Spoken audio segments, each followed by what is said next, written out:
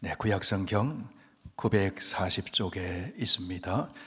잠언서 25장 13절, 우리 하나님 말씀을 봉독할 때 하나님의 음성을 들으실 수 있기를 바랍니다. 충성된 사자는 그를 보낸 이에게 마치 추수하는 날의 얼음 냉수 같아서 능히 그 주인의 마음을 시원하게 하느니라. 마태복음 신약 14쪽에 있습니다. 9장 35절에서 38절까지 다 함께 한 번 더 읽습니다. 예수께서 모든 도시와 마을에 두루 다니사 그들의 회당에서 가르치시며 천국 복음을 전파하시며 모든 병과 모든 약한 것을 고치시니라. 무리를 보시고 불쌍히 여기시니 이는 그들이 목자 없는 양과 같이 고생하며 기진함이라. 이에 제자들에게 이르시되 추수할 것은 많되 일꾼이 적으니 그러므로 추수하는 주인에게 청하여 추수할 일꾼들을 보내주소서 하라 하시니라.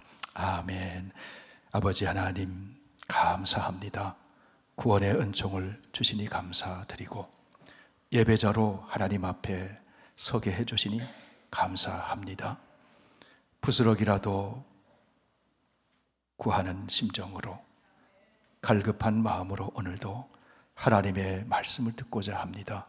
성령의 감동 감아 주셔서 하나님의 음성을 듣고 그 말씀을 따라 살아감으로 복되고 풍성한 삶 살도록 인도하여 주시옵소서. 예수님 이름으로 기도하옵나이다. 아멘. 네, 어느 성도님 가정에 여러 자녀들이 다 결혼을 해서 가정마다 자녀를 얻게 되었습니다. 그런데 유독 한 자녀가 결혼을 했는데 수년이 되어도 자녀가 없어서 늘 마음이 쓰였다고 합니다. 그런데 어느 날 반가운 소식이 왔어요. 아기를 잉태하게 됐다고. 얼마나 기뻐하시는지 그 모습을 함께 보면서 저도 기쁜 마음이 들었습니다. 얼마나 귀하고 어떤 자녀가 태어날지 얼마나 궁금하겠습니까? 한 가정에서 아이가 태어나게 되면 가장 먼저 하는 일이 무엇일까요? 아이가 태어나면 가장 먼저 하는 일은 이름을 지어주는 일일 것입니다. 예수님이 성령으로 잉태되어 태어나실 때에 하나님이 보내신 천사 가브리엘이 마리아와 요셉에게 찾아가서 예수라고 이름 지어라, 그렇게 일러 주었습니다. 아기가 태어나자 요셉과 마리아는 예수라고 이름을 지어주었습니다. 무슨 뜻입니까? 자기 백성을 죄에서 구원할 자, 예수, 그렇게 이름을 지어주었습니다. 성도 여러분, 아이가 태어나면 이름을 지어주는 이유가 무엇일까요? 이름은 그 사람의 존재를 나타내기도 하고 그 사람이 이런 인생 살았으면 좋겠다고 하는 소원, 예언적 미래가 이름에 담기기도 합니다. 이름을 지어주는 또 하나의 중요한 이유는 그 사람을 부르기 위해서 이름을 지어주는 것입니다. 이름을 지어주었는데 이름을 불러주지 않는다면 여러분 그 마음이 어떨까요? 누군가가 내 이름을 불러준다는 것, 나를 불러준다는 것은 참 고마운 일입니다. 이름을 불러준다는 것은 존재를 인정해주고 소중하게 여긴다는 뜻이기 때문에 고마운 겁니다. 여러분, 이런 시가 있지요. 내가 그의 이름을 불러주기 전에는 그는 다만 하나의 몸짓에 지나지 않았다. 내가 그의 이름을 불러주었을 때 그는 나에게로 와서 꽃이 되었다. 내가 그의 이름을 불러준 것처럼 나의 이 빛깔과 향기에 알맞은 누가 나의 이름을 불러다오. 그에게로 가서 나도 그의 꽃이 되고 싶다. 누가 나의 이름을 불러다오. 그에게로 가서 나도 그의 꽃이 되고 싶다. 의미는 존재가 되고 싶다는 거죠. 성도 여러분, 천지를 창조하신 하나님이 내 이름을 불러준다면 어떨까요? 그것만큼 복된 일이 어디 있겠습니까? 창조주 하나님이 내 이름을 불러주시면 꽃처럼 아름다운 존재가 된다는 것입니다. 아니, 하나님의 형상을 따라 지음받은 우리는 꽃보다 아름다운 존재가 됩니다. 구약 성경에 보면 하나님이 야곱의 이름을 부르십니다.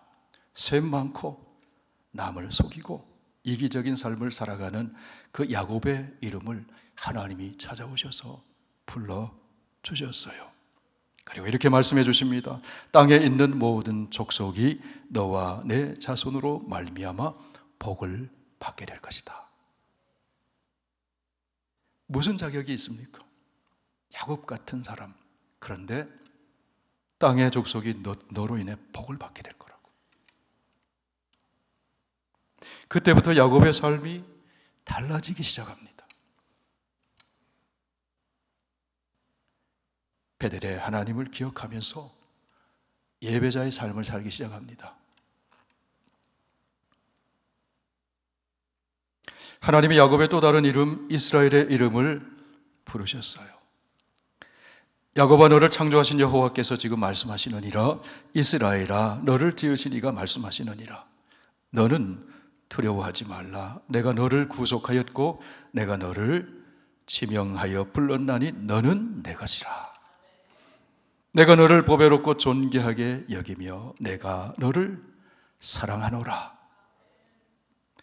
하나님이 이름을 불러주실 때 그 존재가 얼마나 고귀해지는 것입니까? 하나님이 광야에서 양을 치고 있는 모세의 이름을 부르십니다. 모세야, 모세야. 잊혀진 이름처럼 40년간 광야에서 지냈어요. 그런데 하나님이 불러주세요. 모세야, 모세야. 하나님이 어린 사무엘의 이름을 부르십니다. 사무엘아, 사무엘아. 낮아져 있을 때, 약한 자의 자리에 있을 때 하나님이 이름을 부르셨어요. 여리고성을 지나가시다가 주님이 나무 위에 앉아서 예수님 일행이 지나가는 것을 지켜보고 있던 사람을 보시고는 그 이름을 불러주셨어요. 삭개오야, 삭개오야, 속히 내려오라. 내가 오늘 너의 집에 유하여야 하겠다. 다정한 음성으로 삭개오의 이름을 불러주셨을 때 삭개오가 얼마나 좋았는지 몰라요. 삭개오는 나무에서 얼른 내려와 즐거워하며 예수님을 영접했습니다. 성도 여러분, 주님이 여러분의 이름을 불러주셨어요. 얼마나 좋은 일입니까? 얼마나 감사한 일입니까? 얼마나 축복된 일입니까? 나팔 불 때 나의 이름, 나팔 불 때 나의 이름, 부를 때에 잔치 참여하겠네. 하나님의 나팔 소리 천지 진동할 때에 예수 영광 구름 타고 구름 타시고, 영광 중에 구름 타시고 천사들을 세계 만국 보내어 구원 받은 성도들을 모으리. 나팔 불 때 나의 이름, 나팔 불 때 나의 이름. 하나님이 여러분의 이름을 불러주십니다. 우리 찬송가 180장 1절을 한번 불러보실까요? 180장. 네.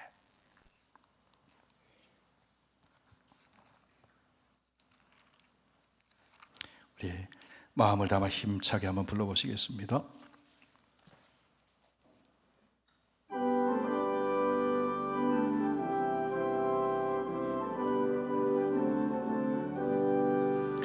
하나님의 나팔 소리 천지 진동할 때에 예수 영광 중에 구름 타시고 천사들을 세계 만국 모든 곳에 보내어 구원받은 성도들을 모으리. 나팔 불 때 나의 이름, 나팔 불 때 나의 이름, 나팔 불 때 나의 이름, 부를 때에 잔치 참여하겠네. 나팔 불 때, 나팔 불 때 나의 이름, 나팔 불 때 나의 이름, 나팔 불 때 나의 이름, 부를 때에 잔치 참여하겠네. 믿으시면 크게 아멘 합시다. 아멘. 하나님이 우리 이름을 불러주셨어요. 여러분, 불러줄 이름이 없는 사람은 참 불쌍한 인생입니다. 주님이 부르시려고 하는데 부를 이름이 없다고 한번 생각을 해보세요. 주님이 불러주실 이름이 없다는 것은 주님과는 상관이 없다는 거예요. 누가복음 16장에 보면 거지와 부자의 이야기가 나옵니다. 거지와 부자가 한 동네에 살았습니다. 거지는 날마다 부잣집 대문 밖에서 구걸을 하면서 정말 힘겹게 살았습니다. 대문 안쪽에서는 부자가 날마다 호화롭게 잔치를 벌이면서 살았습니다. 세월이 흘러 둘 다 죽어 세상을 떠나게 되었습니다.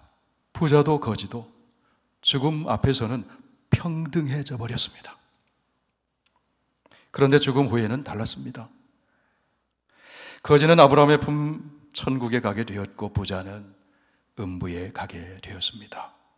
천국에 들어가게 된 거지에게는 이름이 있었어요. 나사로.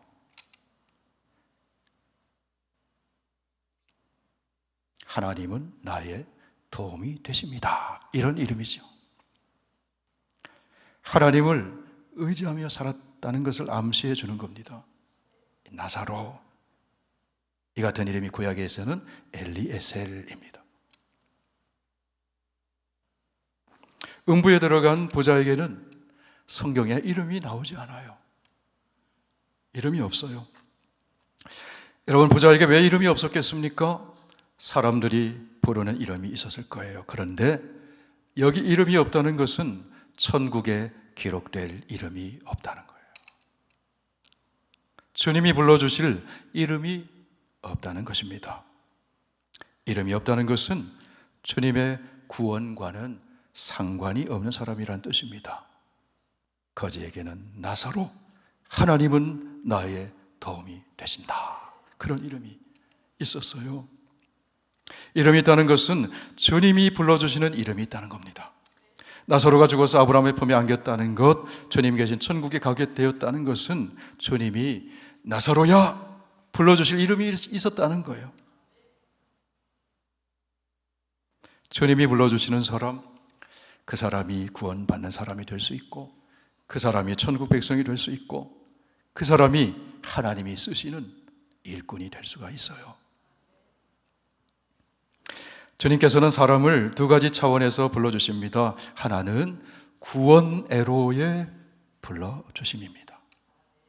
또 하나는 구원받은 자를 하나님 나라의 일꾼으로 부르시는 것입니다. 성도 여러분, 어떤 사람이 복된 인생일까요? 주님의 이 두 가지 부름에 응답하며 사는 사람이 복된 인생입니다.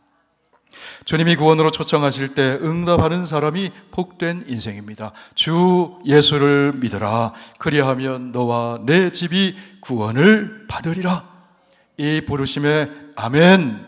예, 제가 주 예수 그리스도를 믿습니다. 응답할 때 구원이 선물로 주어지는 겁니다. 구원받은 사람들 가운데서 주님은 주님과 함께 구원의 복음을 전파하며 하나님 나라를 세우는 일을 위해 일꾼을 부르십니다. 이 부르심 앞에 응답하는 사람이 복된 사람이에요. 어느 시대이든지 주님은 일꾼을 필요로 하시고 일꾼을 찾으십니다. 이사야가 살던 시대에도 하나님은 일꾼이 필요하셨고 일꾼을 찾으셨어요. 이사야 6장 8절을 보실까요? 내가 또 주의 목소리를 들으니 주께서 이르시되 내가 누구를 보내며 누가 우리를 위하여 갈고 하시니 그때에 내가 이르되 함께 읽습니다. 내가 여기 있나이다 나를 보내소서 하였다니. 내가 누구를 보내며 누가 우리를 위하여 갈고, 내가 여기 있습니다. 나 보내주세요. 그 사람이 복된 사람. 오늘 그 신약의 말씀 마가복음 마태복음 9장에 주님께서 말씀합니다. 무리를 보시고 불쌍히 여기시니 이는 그들이 목자 없는 양과 같이 고생하며 기진함이라. 이에 제자들에게 이르시되 추수할 것은 많되 일꾼이 적으니 그러므로 추수하는 주인에게 청하여 추수할 일꾼들을 보내주소서 하라 하시니라. 추수할 것은 많되 일꾼이 적으니 추수할 일꾼을 보내주소서. 자, 그렇다면 여러분, 추수할 것이 많은 이때에 주님께서는 어떤 사람을 부르실까요? 어떤 사람을 하나님 나라의 일꾼으로 찾고 계시는 것일까요? 오늘 읽은 구약의 말씀 잠언 25장 13절을 함께 읽습니다. 충성된 사자는 그를 보낸 이에게 마치 추수하는 날의 얼음 냉수 같아서 능히 그 주인의 마음을 시원하게 하느니라. 추수하는 날의 얼음 냉수같이 일꾼으로 불러주신 주인의 마음을 시원하게 해주는 사람, 그 일꾼을 본문에서는 충성된 사자다, 그렇게 부릅니다. 그러면 여러분, 얼음 냉수 같은 일꾼이 되기 위해서는 무엇을 준비해야 할까요? 얼음 냉수를 담을 수 있는 그릇을 준비해야 합니다. 디모데후서에 보면 하나님 나라의 일꾼을 그릇에 비유하여 설명하는 것을 봅니다. 디모데후서 2장 20절 함께 읽습니다. 큰 집에는 금 그릇과 은 그릇뿐 아니라 나무 그릇과 질 그릇도 있어 귀하게 쓰는 것도 있고 천하게 쓰는 것도 있나니 큰 집에는, 여기 큰 집은 교회를 뜻하는 겁니다. 구원의 부르심에 응답한 사람들의 모임, 그것이 교회이죠. 이 교회는 어느 지역 개교회의 한 공동체를 의미하기도 하지만 더 나아가서는 우주적인 하나된 하나님의 교회를 의미합니다. 그것이 큰 집이에요.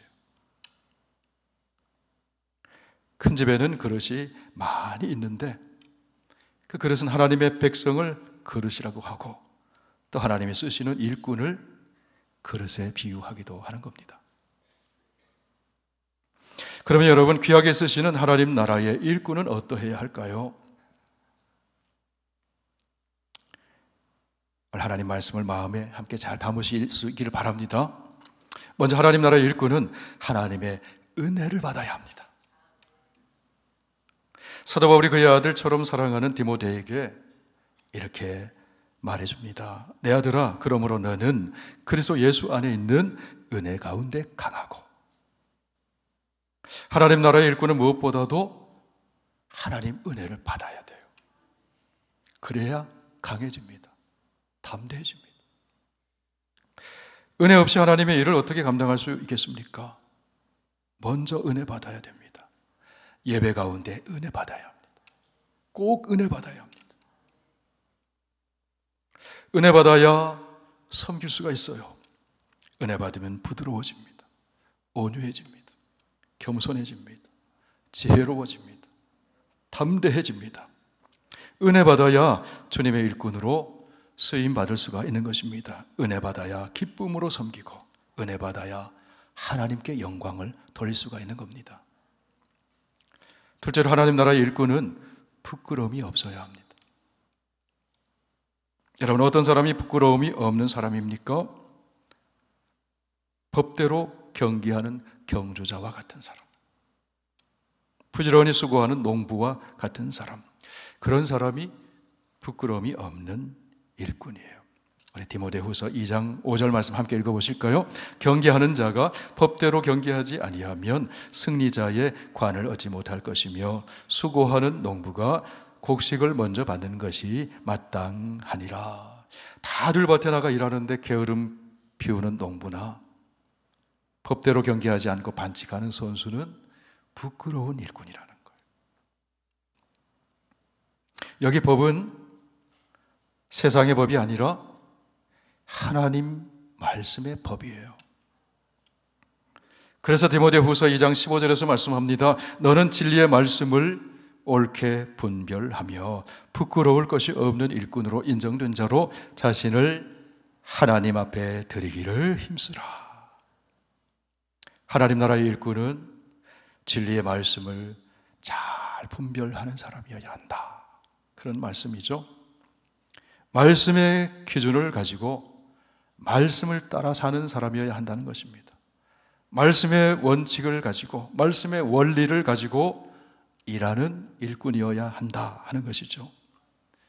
말씀의 뿌리박은 믿음을 가진 일꾼이어야 한다 하는 것입니다.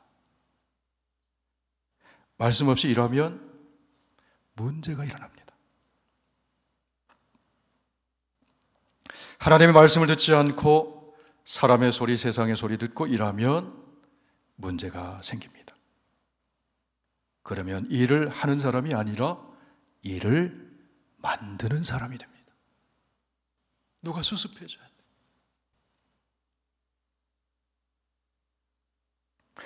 여러분, 주님의 일꾼은 누구의 지시를 따라 일해야 할까요? 주님의 일꾼은 주님의 지시를 따라 일해야죠.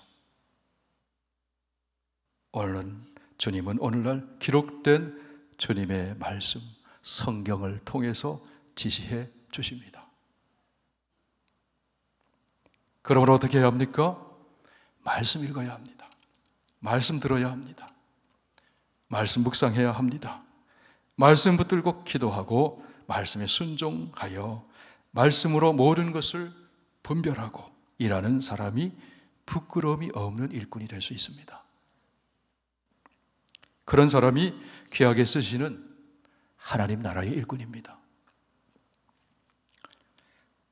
셋째로 하나님 나라의 일꾼은 말을 가려서 하고 은혜롭게 말하는 사람이 되어야 합니다. 바울은 디모데에게 이렇게 권면합니다. 같이 읽으실까요? 망령되고 헛된 말을 버리라. 그들은 경건하지 아니함에 점점 나아가나니 그들의 말은 악성 종양이 퍼져나감과 같은데 그 중에 후메네오와 빌레도가 있느니라.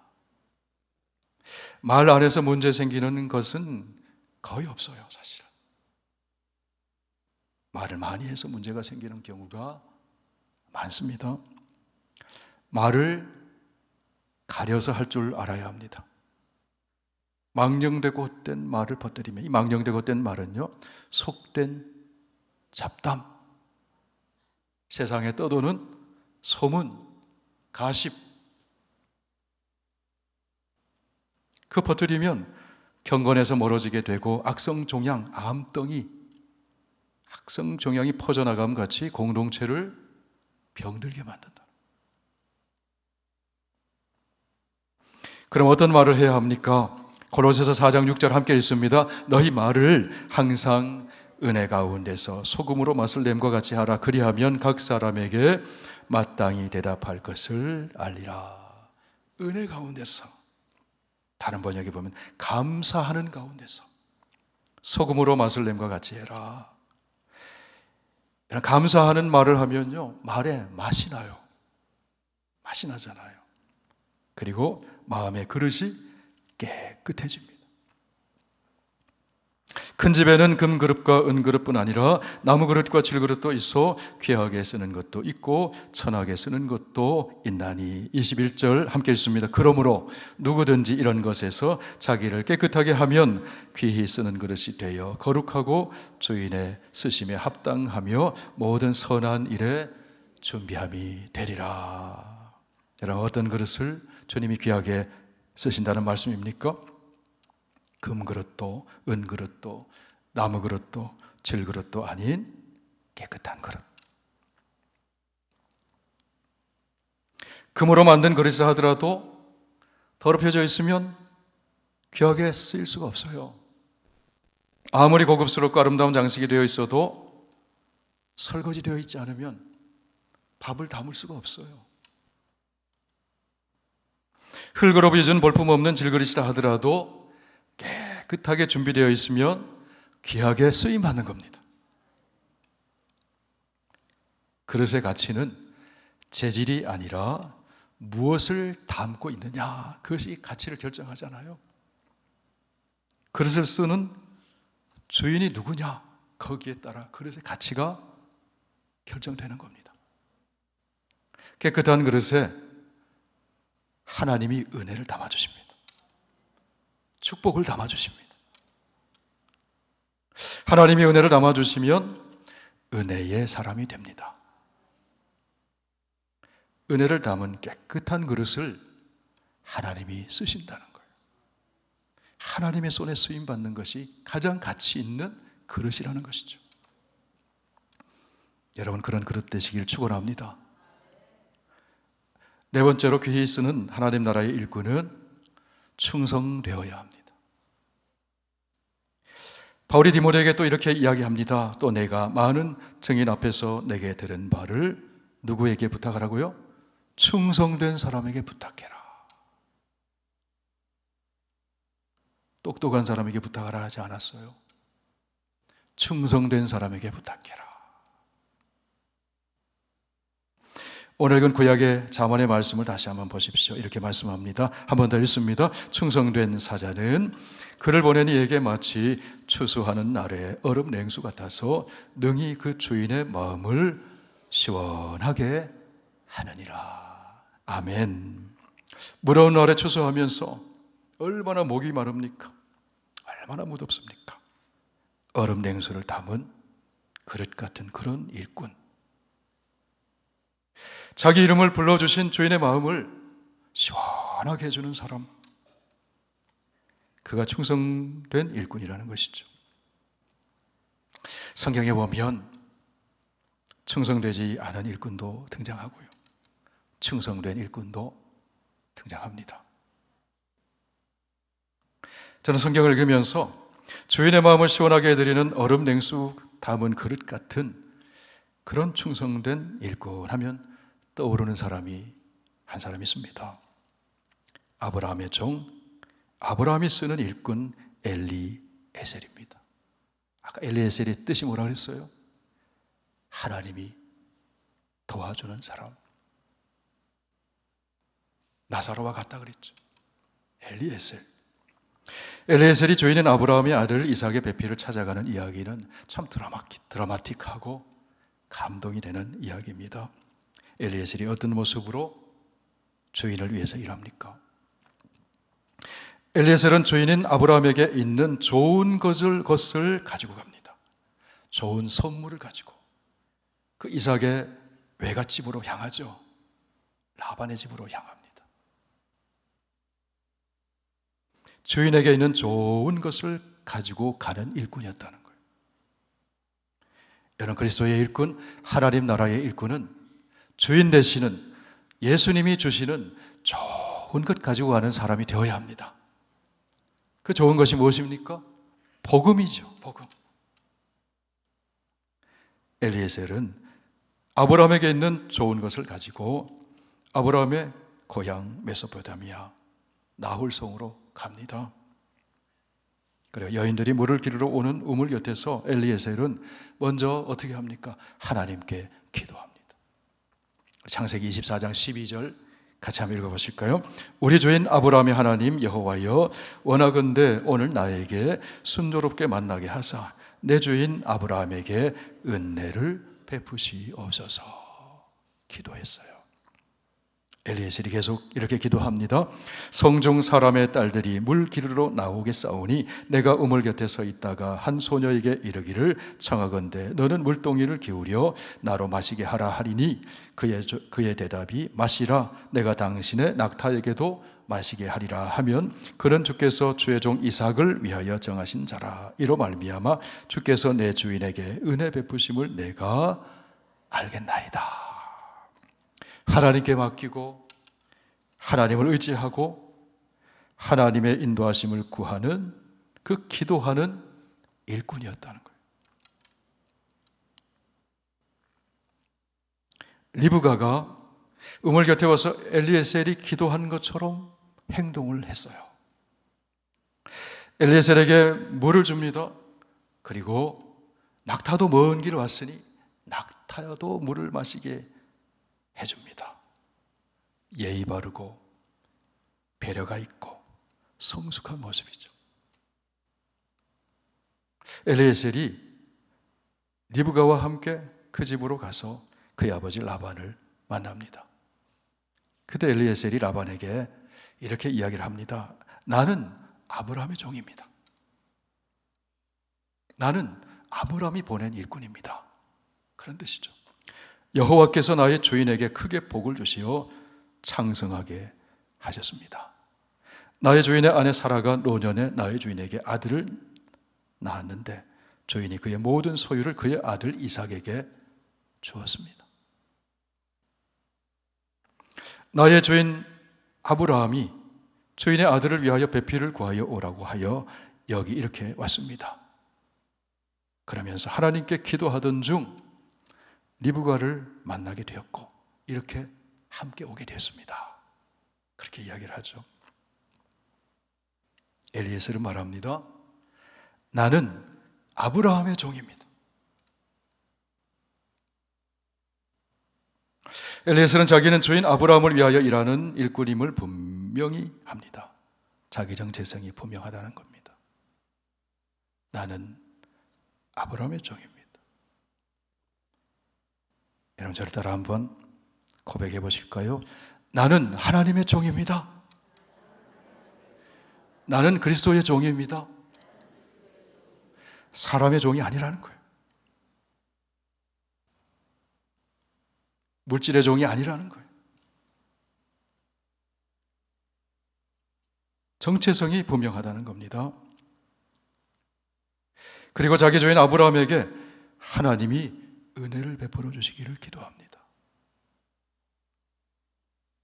하나님께 기도하며 하나님의 인도하심을 의지하면서 일합니다. 순조롭게 만나게 해주신 하나님께 머리를 숙여 경배하며 찬송합니다. 하나님께 영광 돌리는 거죠. 하나님이 인도해 주셨습니다. 하나님이 만나게 해주셨습니다. 하나님이 역사하셨습니다. 하나님의 은혜입니다. 그런 고백이죠. 리브가와 함께 아브라함과 이삭에게 돌아가서 하나님이 어떻게 인도하셨는지 보고합니다. 하나님이 이렇게 인도해 주셨어요. 하나님이 기도를 이렇게 들어주셨어요. 다 보고합니다.